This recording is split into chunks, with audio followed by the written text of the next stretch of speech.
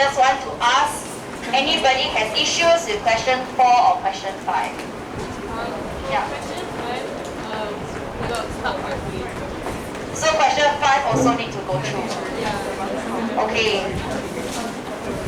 I hope I don't spend too long today.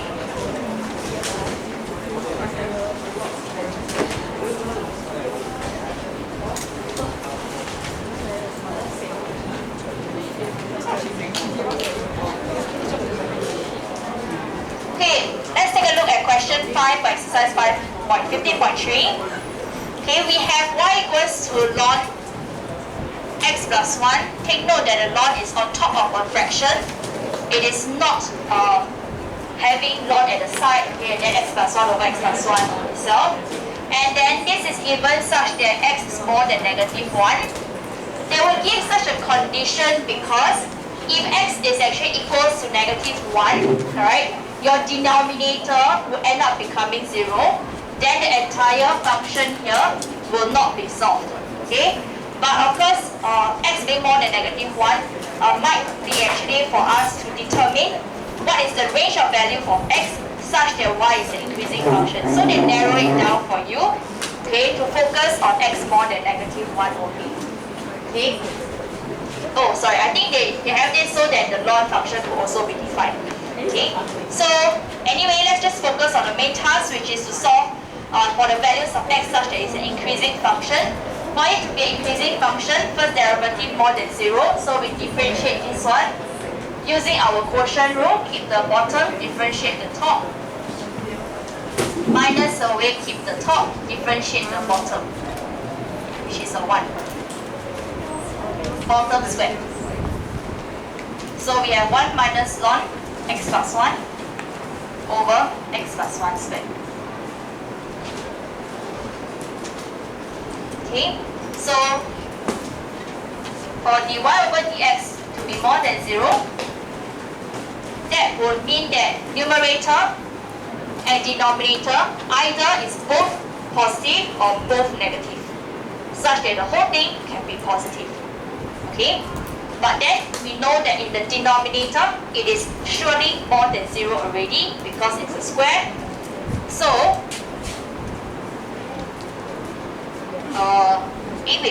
let me recalibrate the question. Question wants us to find the values of x such that y is an increasing function. Yes. So for dy over dx more than 0, 1 minus ln x plus 1 more than 0, or x plus 1 square more than 0. Okay. So for this to happen, 1 minus ln x plus 1 more than 0 will mean that 1 is more than ln x plus 1. Okay. We have done something similar before. For 1 minus ln x plus 1, our graph is going to be in this form, right?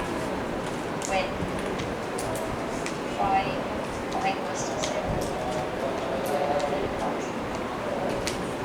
y equals to 0. Yep, correct. Okay. So our graph of y equals to ln x plus 1 would be something like this. For it to be lesser than 1, okay, we are looking at y equals to 1 here. We want this range of values. So when your ln x plus 1 equals to 1, e is equals to x plus 1, x equals to e minus 1.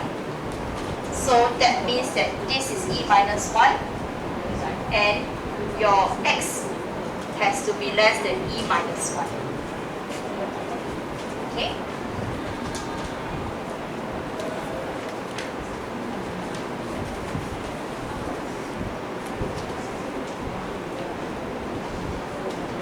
Hang on now.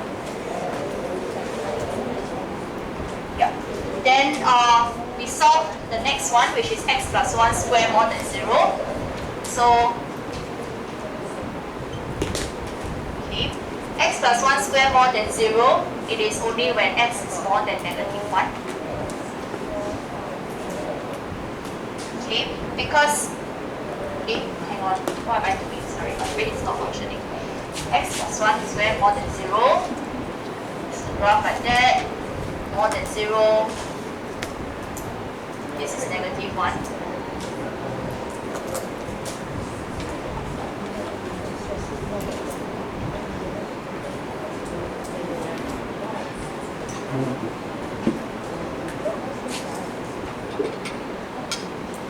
So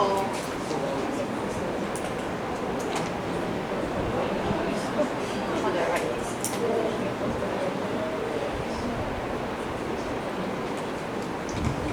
X plus 1 square more than 0 when x is a real value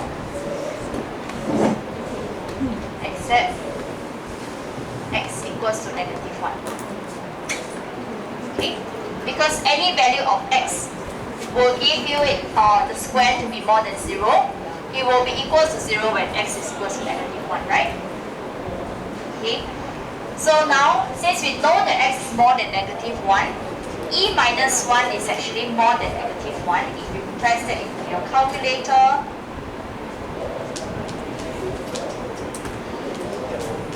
we get about 1.718.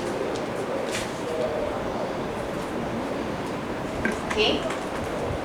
So combining this inequality with this inequality, we will get negative 1 to e minus 1 for the range of values of x. Okay. We don't quite use this one because it's an infinite set, but these two here reduce that infinite set down to just a specific range here. Okay.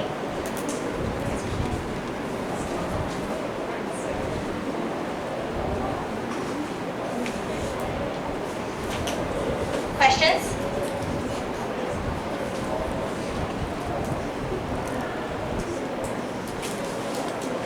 Next, for question 7, okay, are there issues with question 7c?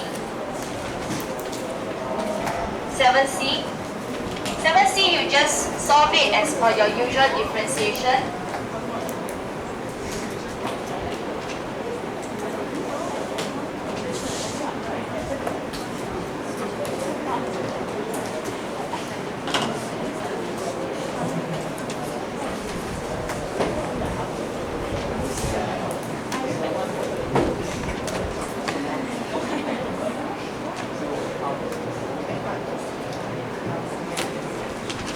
Okay, to differentiate this, ln will give you 1 over this.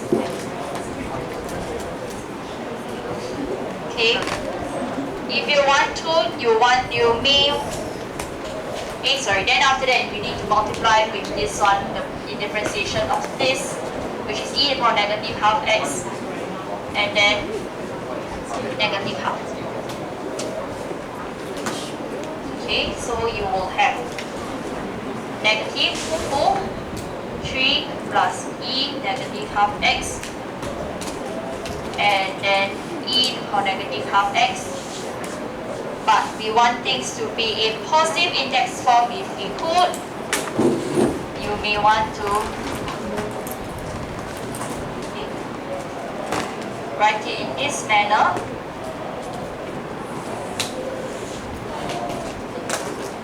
Okay, it's fine as well. Okay, if you want it to be positive index form. But then this one, there's no way to change it now. Okay, I mean, there's a way, but it will be very complicated. Okay, so unless if the question actually asks for positive index form, to actually make it positive index form, I know that your answer key is this one, right? Correct? You could leave it this way, but in case you want to leave it in positive index form, then we will have 3 plus 1 over e half x, which is 2e half x, 3e half x plus 1 over e half x, 1, cancel, 2, 3e half x plus 1. that's all it is. Yeah. So sorry, we repeat, I can't hear you.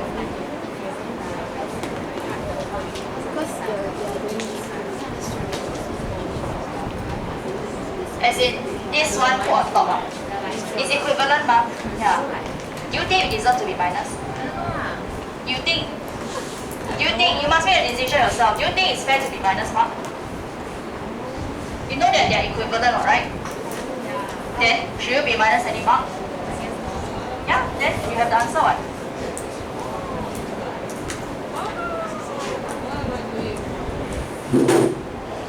Okay?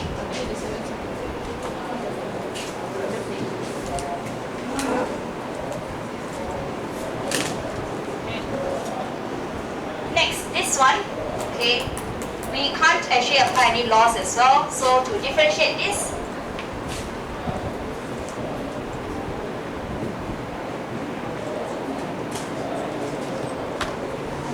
we would be getting square root x squared plus 1 minus x over 1. Differentiate the inside, this one power bring down x squared plus 1 power negative half. Differentiate this one 2x followed by differentiation of minus x, we get minus 1. So I'll get this. Okay. Then simplify.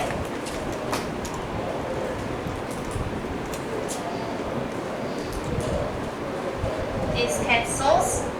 X over square root x squared plus 1 minus 1.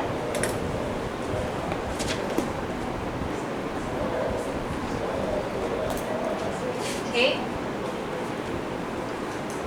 You might be expected to leave it into a certain form. Yeah. Okay, you might be expected to leave it into a certain form, single fraction form. So in this case, you would have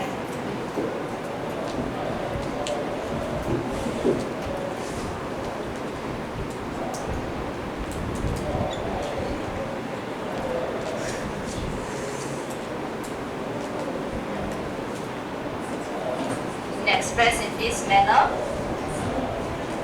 then combine it together.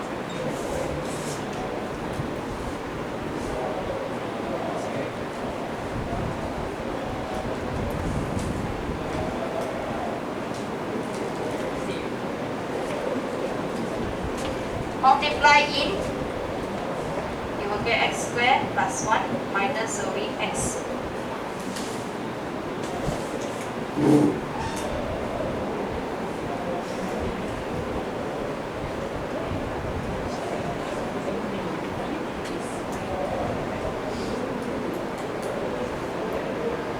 Oh, I realized I shouldn't have done this. Okay, because down here you cancel, can, as in, but then down here must have a negative lah. Sorry, let me just rewrite. 1 over square root x squared plus 1 minus x minus square root x squared plus 1 over square root x squared plus 1. Okay, so this one you can flip by factorizing out negative.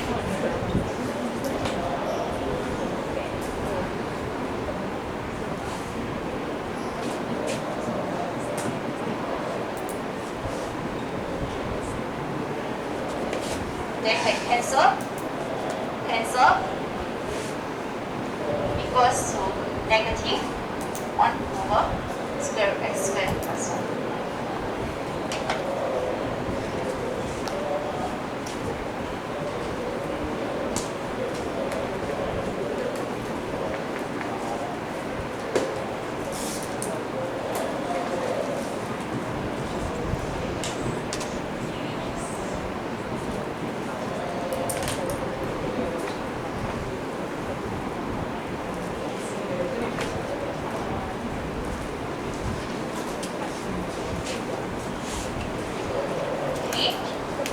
Questions for 7D?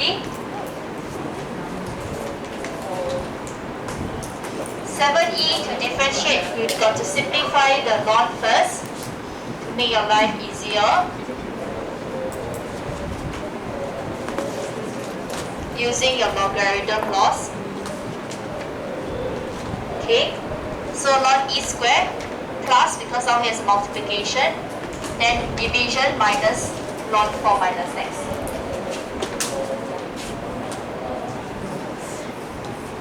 Okay, ln e squared is actually 2. Alright, e is a value, can press calculator 1, but ln e is actually 1, so 2 bring down is 2.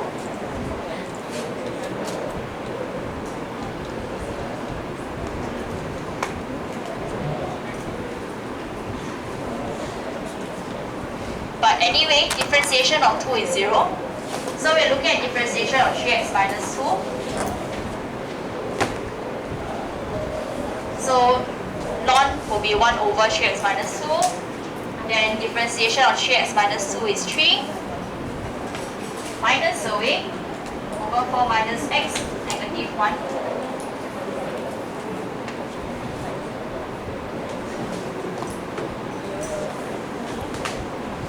And you get this answer.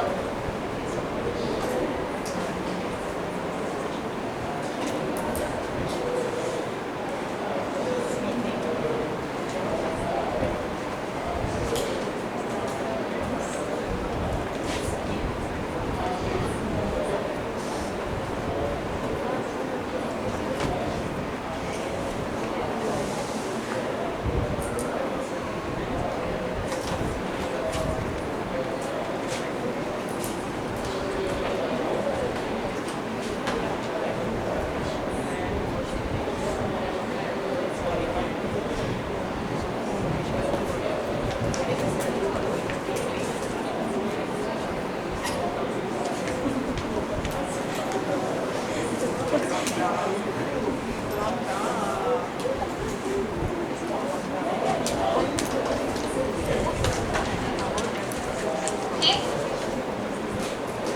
Looking at exercise 15.3, we have y equals to ln 7 minus 3x. Okay, where x is less than 7 over 3. The condition of x being lesser than 7 over 3 is to ensure that this is defined, because this one cannot be 0. Okay. Then find the coordinates of the point of the curve. So draw a curve. Okay, at which the normal to the curve. So the normal, if I choose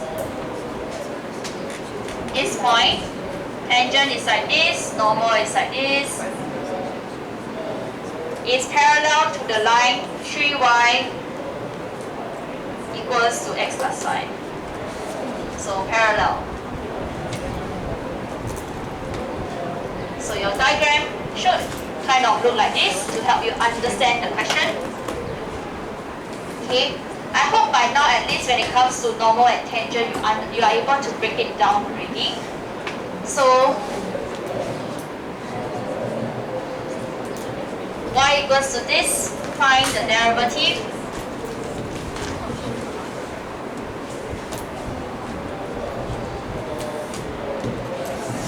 That will be negative 3 over 7 minus 3x. Okay. Then this one is the gradient of tangent. We want to find gradient of normal.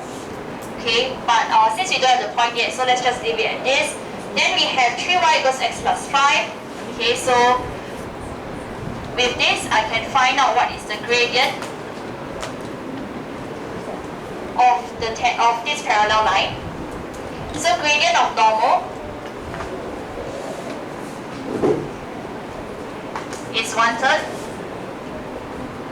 That tells us the gradient of tangent is negative 3. There are a few ways that you could do this.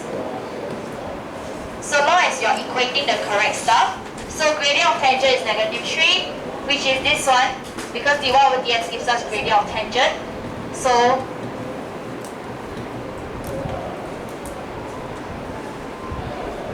we have negative 3 equals to negative 3 over 7 minus 3x.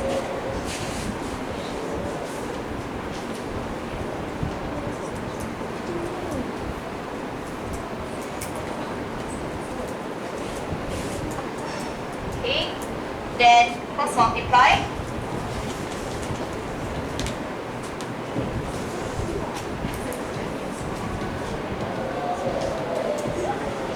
So x is equals to 2. We want to find coordinates.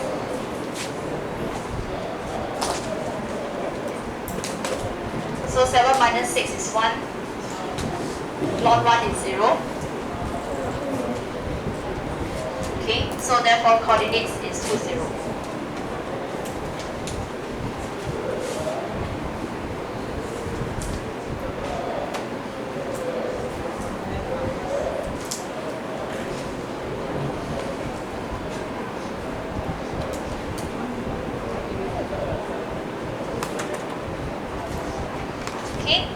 Part 2 show that x increases, as x increases, y is a decreasing function. So we want our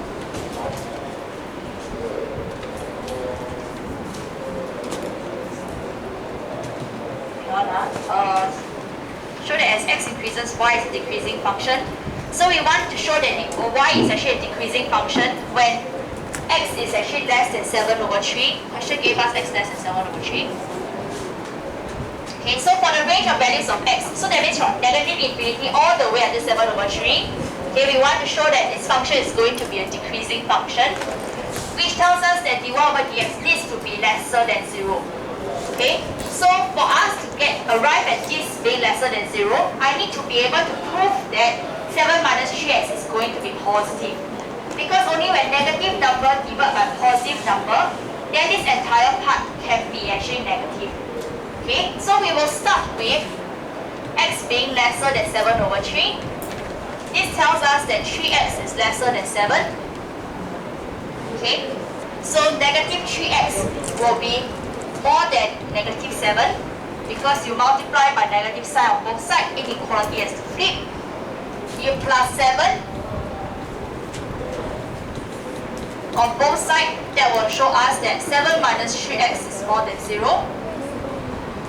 Okay, so since 7 minus 3x is more than 0 and negative 3 is less than 0, your dy over dx will be lesser than 0. Okay, with this derivative being lesser than 0, it means that as y is a decreasing function,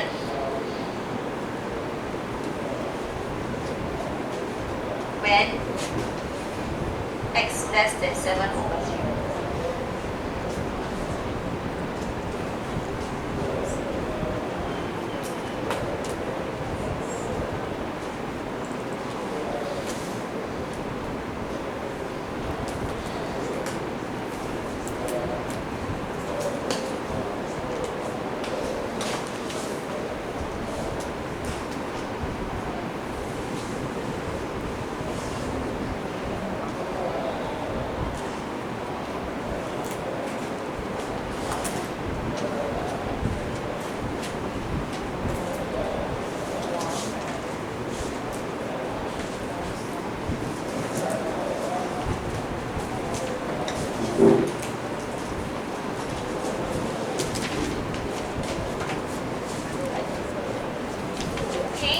Question 13, part I, we want to find the x-coordinate of A. Since A is such that it is when the curve intersects x-axis, so y is equals to 0. When y is equals to 0,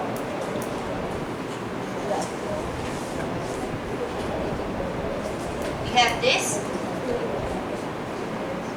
The base here is actually the base e, so changing it into index form, it means e to the power of 0 equals to 5x minus 9 over x plus 3. This falls back on your logarithmic equation solving. So e to the power of 0 is 1.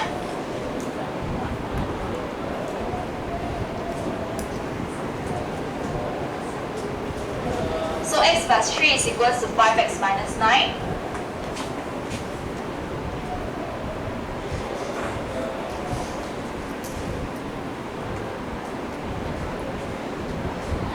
So x is equals to 3. Yep.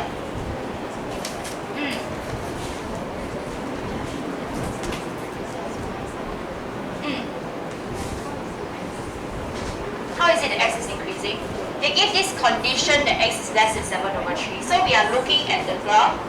I don't know how this graph could look like. Okay, let's say it's something like that. So when x is lesser than 7/3, what you are looking at is here going that way. But that is actually x is decreasing.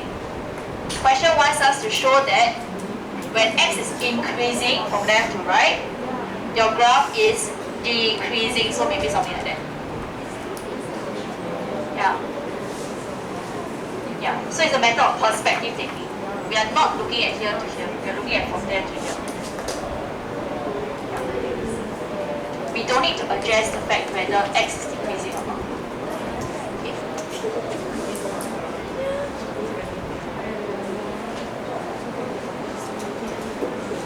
Okay, so that's for part I. Any questions for that? Alright, next part 2.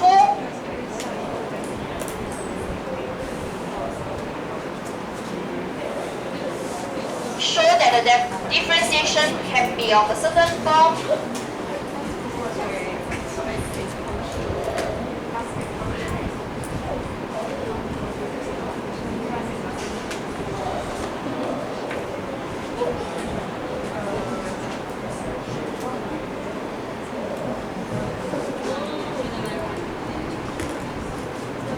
With our y in this manner, simplify it using logarithmic law to make your life slightly easier.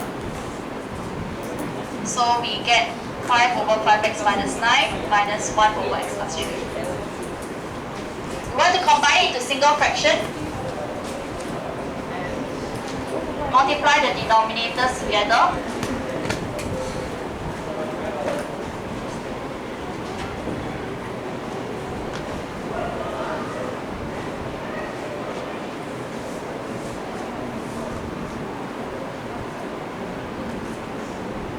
X cancels out, so we are left with 24 5x minus 9 and x plus 3. So your value of k is 24. Okay, but question did not ask to find the value of k, they just want you to express it in this manner.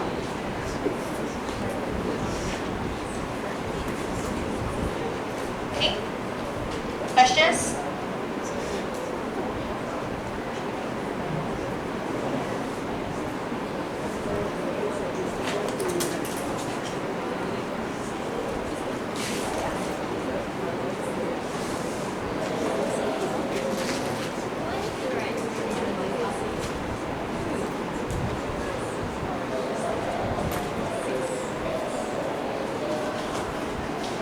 Okay, for part 3, find the equation of the normal at A.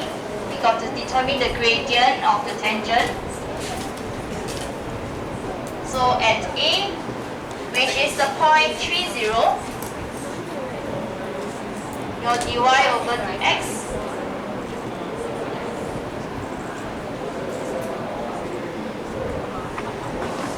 would be this. 15 minus 9 is 6, right? Yeah, 6 times 6, 36. Divide by 12, 2, 3. So dy over dx is 2/3. Gradient of normal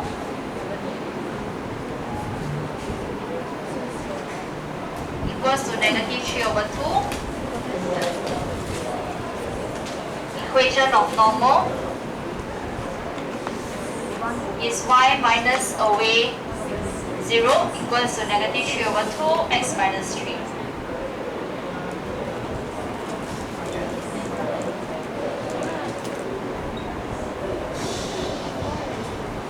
So we have y equals to -3/2 x plus 9/2.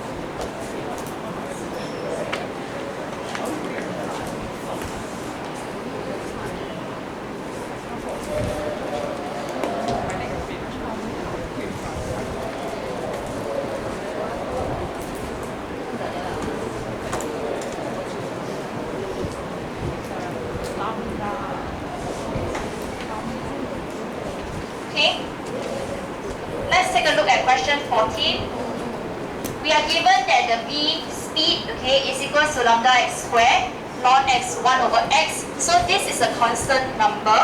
Okay, they just use a certain symbol to represent it. They did mention it in the question. They say lambda is a positive constant.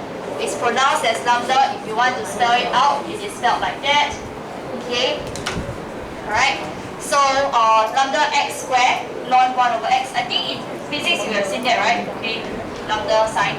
Okay, find value of x for which v is maximum. Okay, so we recognize this in two parts. One part is the lambda x squared. Okay, multiply with ln 1 over x. So to differentiate it, we use product rule.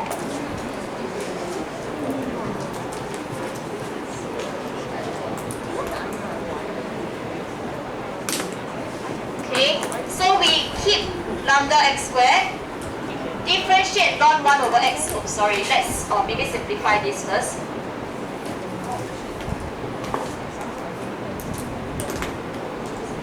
Okay, so ln 1 minus ln x. Ln 1 is 0.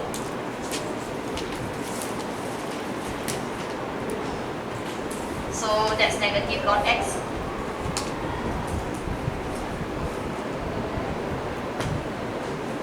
So we now have negative lambda x squared ln x. So left side, right side. Product rule. Keep left, differentiate right, plus keep right, differentiate left. Lambda is a constant number, so you can ignore that, as in you just leave it like this. Bring down the 2. X squared power minus 1, so x itself.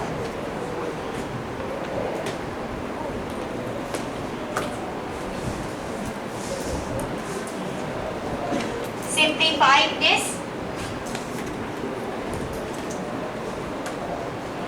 we get negative lambda x minus away 2 lambda x ln x.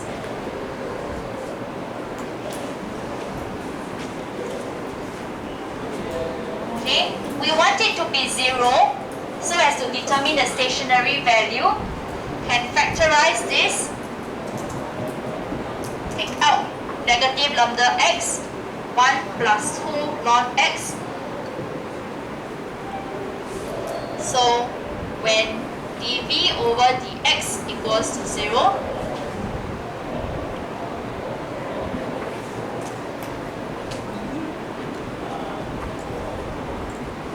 negative lambda x times 1 plus 2 ln x is equals to 0. This is equals to 0, or 1 plus 2 ln x equals to 0.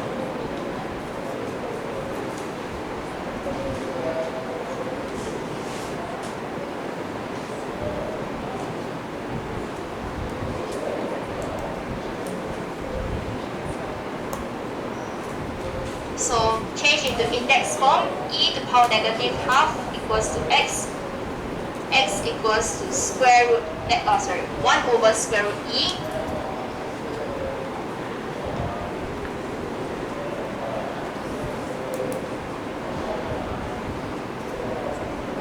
But x cannot be equals to 0 because question gave us x to be between 0 and 1.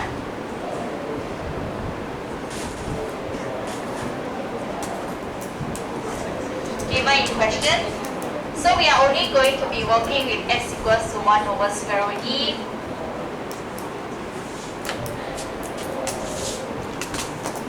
You can do first derivative test, or you can do second derivative test, up to you. But if you do second derivative test, it might be a challenge, okay? So I noticed that when doing that piece of homework regarding first and second derivative test, some of you like to do first derivative. Okay, first derivative can be slightly more straightforward because we are looking at the value of x to be 1 over square root e, something slightly smaller, something slightly bigger. Okay, then the value of dy over, this is dv over dx. And then tangent. Okay.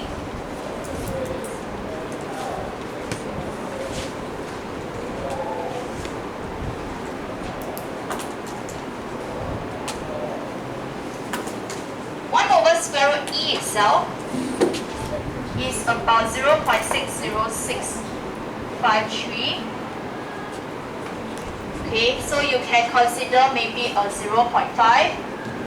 It don't have to be too exact, okay, in doing 0.50653. Okay, so just minus about 0.1 plus about 0.5, 0.1, 0.7 over here. That will be good enough as choices. However, when you write, okay, do maybe write this one and this one, the exact values. So then you press into calculator, this will be positive, 0, negative.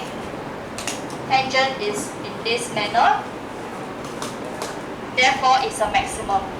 So that is the expectation, because question in fact tell you that it's going to be maximum really. So therefore, B is maximum when x equals to 1 over square root e.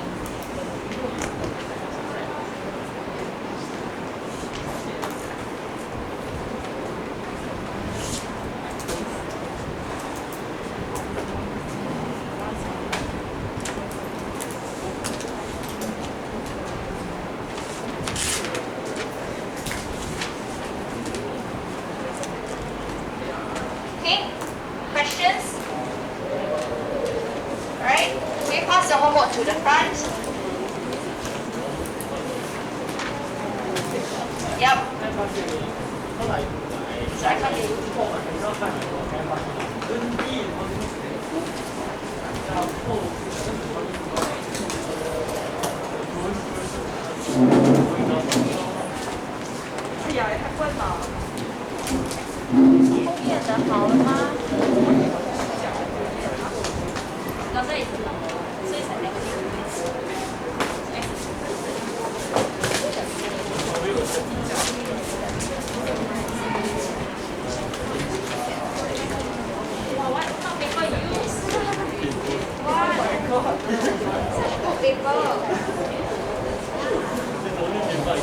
at least it's not crap.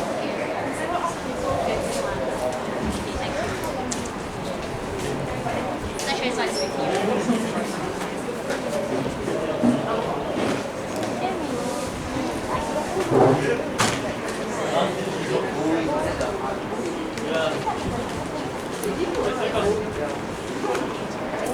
Okay.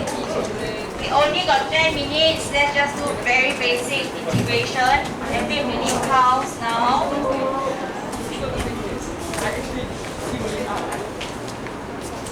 I must finish chapter 16 by next week.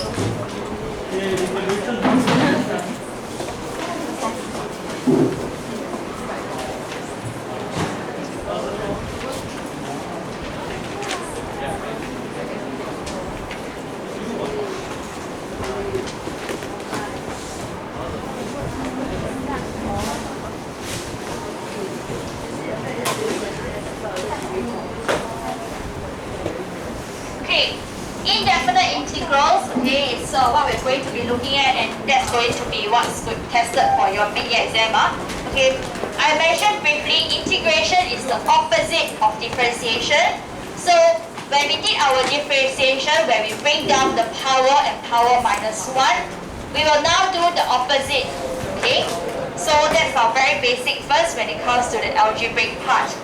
But when it comes to indefinite integrals, okay, we are looking at a family of stuff. Okay, so for instance, alright, if I want to look at y equals to x squared plus 5, y equals to x squared, or even y equals to x squared minus 2 over 7, I hope we all agree that the differentiation is y equals to 2x for all of them. Okay, and now if I want to look at the opposite direction, if I tell you dy over dx is 2 equals to 2x, what is y going to be, we will never be able to figure out because there are so many possibilities. There is a possibility of the constant being 0, there's a possibility of it being 5, there's a possibility being negative 2 over 7, or even negative 0.00001. Okay, there's a whole range of constants that could happen. Okay, so to classify all of them, okay, so what we do is that integration, we use a rather long kind of S and a bit flatter and thinner. Okay, please don't write for me S like that. That's not the correct symbol. So in finding the expression for y, we are looking at integrating 2x with respect to x. So we have the symbol, integration symbol, and dx over here. This means with respect to x. Very often people tend to forget this part, and that causes penalization of presentation marks. So this means we respect to x. Okay? So writing in this manner, to differentiate it, going back, we know that it's going to be x squared. Okay, I haven't tell you how to integrate yet, okay? But we know partial is x squared, but we don't know the constant, so it's going to be a plus c. Okay, whereby c is a constant, okay? Sometimes it can be found, sometimes it cannot be found, right? But in general, whenever we do integration like this, it's called indefinite integral. This c cannot be found, okay? So, where c is a constant. Okay, so we now get the concept that integration is the opposite of differentiation.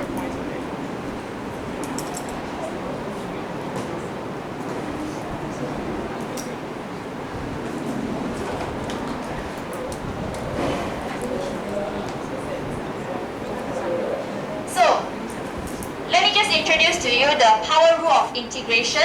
Okay, if I have to integrate something that's x to the power of n, okay, with respect to x, what I'm going to be having is x power plus 1, okay, over the value of the power itself, then plus c. Okay, why is this so? It is because, okay, if I give you an example, okay, let's say integration of x squared with respect to x based on the rule, it looks like this. Okay, if I were to differentiate this part, okay,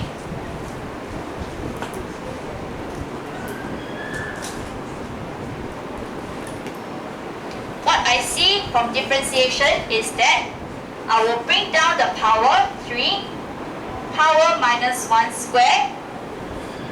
Usually when I differentiate, this is a constant, it's left there. Constant number here becomes 0. I get my x squared. So we are trying to bring in the reverse idea, whereby in differentiation, we always bring down power to multiply power minus 1. So now to do the opposite, power plus 1, we divide by that power. Okay?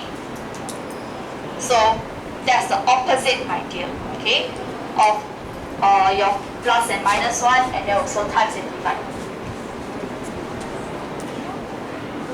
Questions? Let's look at some examples.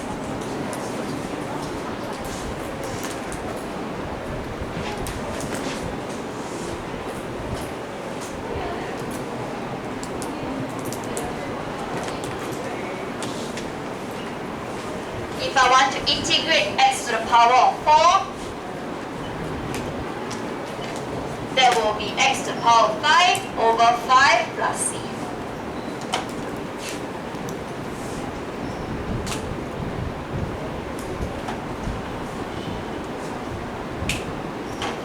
If it is 1 over x to the power of 4,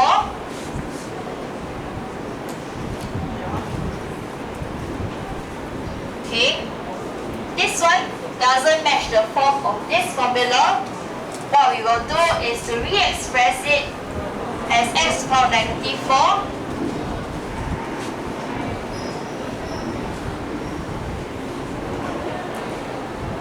So we have power plus 1 becomes negative 3, power divide plus c.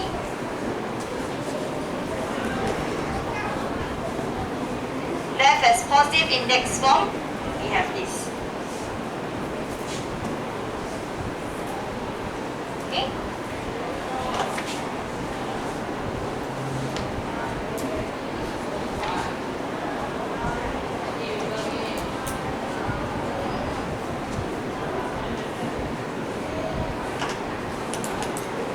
And part C, cube root of x.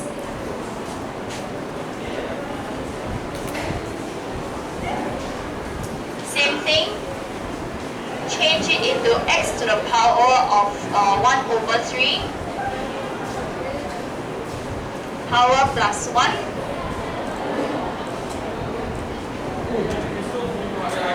So power is actually x power 4 over 3. This is divide of 4 over 3.